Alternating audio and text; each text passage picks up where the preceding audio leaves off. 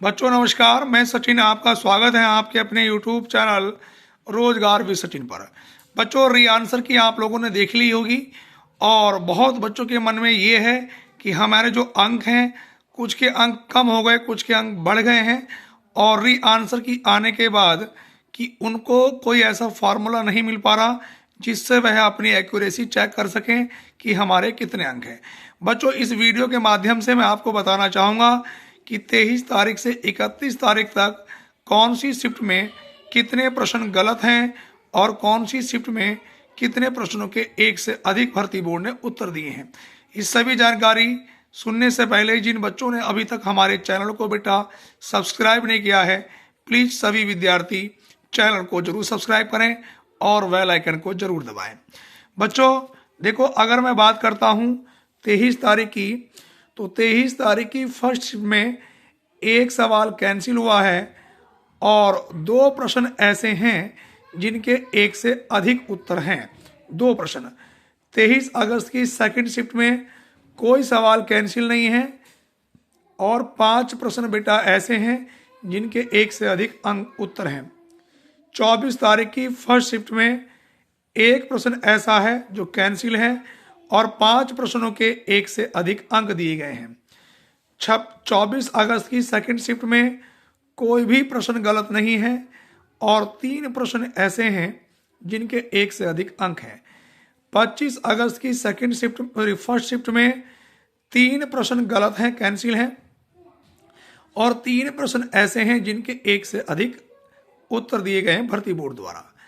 25 अगस्त की second shift में 4 प्रश्न कैंसिल हुए हैं और 2 प्रश्न ऐसे हैं जो एक से अधिक जिनके उत्तर दिए गए हैं।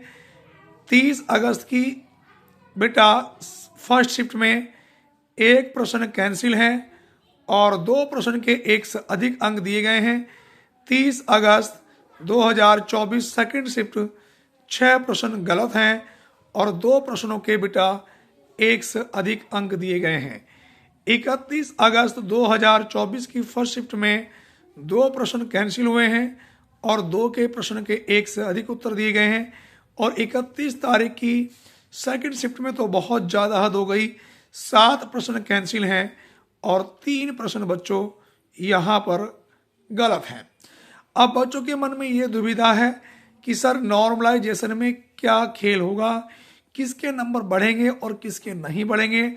पहले तो मैं ये बता दूं, जिन उस पर सवालों पर एक से अधिक भर्ती बोर्ड ने अंक दिए, मतलब प्रश्न उत्तर दिए हैं, मान लो किसी का ए विकल्प ठीक है, भर्ती बोर्ड ने बी दिया है, अगर उसने ए और बी में से कोई सा भी लगाया है तो उसको अंक मिलेंगे।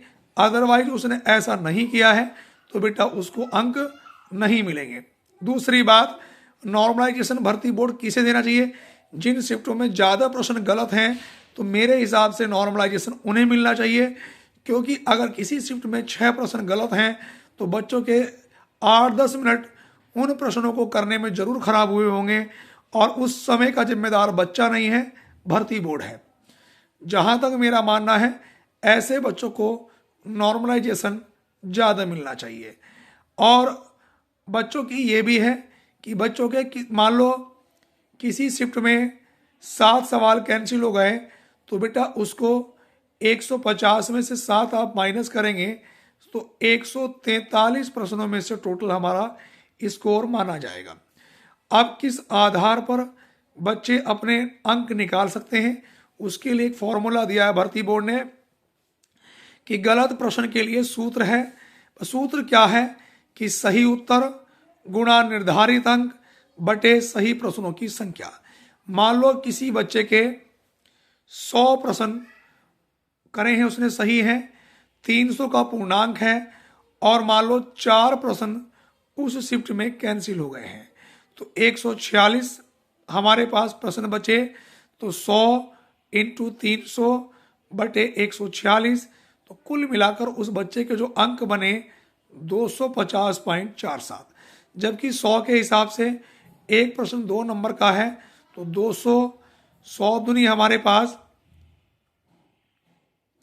यहां पर उसके जो अंक बैठेंगे बेटा, ये 200.47, तो इसमें जो उसके बच्चे के निकल के आएंगे तो 0.47 का उसे फायदा हो जाएगा।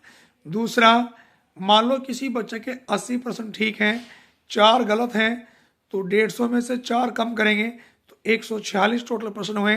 तो 80% गुणा 300/146, तो उसके 164.38, जबकि 80 के हिसाब से उसके 160 प्रश्न अंक बैठने चाहिए थे। तो यहाँ पर उसे बच्चों 4 नंबर का फायदा हुआ है। तो इसलिए जिन शिफ्टों में ज़्यादा प्रश्न गलत हैं बेटा, मेरे हिसाब से नॉर्मलाइजेशन उनमें मिलना चाहिए, और बच्चों को 20 से 25 नंबर तक का बेटा इस भर्ती में नॉर्मलाइजेशन देखने को मिल सकता है।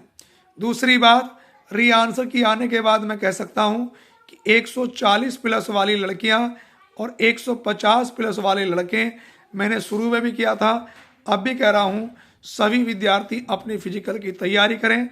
भर्ती बोर्ड ने इसमें बहुत ज़्यादा गड़बड़ करी है कि 7 प्रश्न गलत करे हैं, कई भर्ती कोर्ट में ना पहुंच जाए, क्योंकि जिन प्रश्नों में 7 सवाल गलत हैं तो उन्हें बच्चों का निकालने में समय जरूर वेस्ट हुआ होगा। बच्चों के 6-6, 5-5 मिनट, इसमें 10-10 मिनट तक बच्चों के खराब हो गए होंगे, और जिसका जिम्मेदार भर्ती बोर्ड है। भाई गलत प्रश्न अगर भर्ती बोर्ड ने दिए हैं तो उसका जिम्मेदार भी है।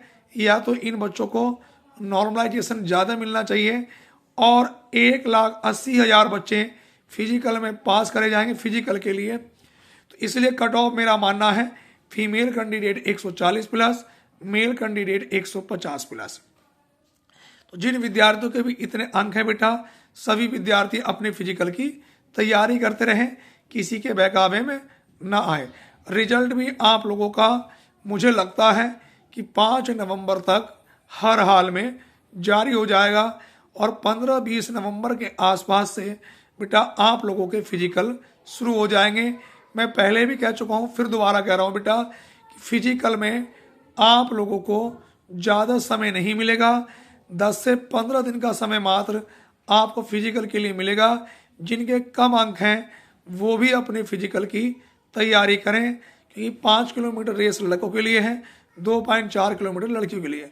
लड़कों के लिए 4.8 है, 5 ही समझिएगा, और इतनी आसान नहीं है रेस, 15-20 दिन कवर करने में लग जाएंगे। तो सभी विद्यार्थी, जो भी बच्चे हमारी वीडियो को देख रहे हैं बेटा, चाहे आप यूपी से हैं या यूपी से बाहर से हैं, जिन बच्चों ने अभी तक बेटा चैनल को सब्सक्राइब नहीं किया है, प्लीज़ सभी बच्चे मेरे कहने से एक बार चैनल को जरूर सब्सक्राइब करें और बेल आइकन को जरूर दबाएं।